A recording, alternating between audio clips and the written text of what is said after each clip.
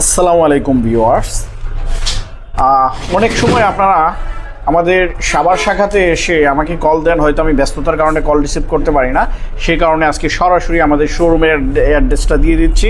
দেখেন, জাতীয় অন্ধসংস্থা ব্রিজ থেকে একটু রানা প্লাজার এদিকে সামনের দিকে আসলেই আমাদের তানিন শোরুমটি আপনারা পেয়ে যাবেন। তার পাশে অ্যাপেক্স বে এবং হাজিনি নান্না বিরিয়ানির কাছেই।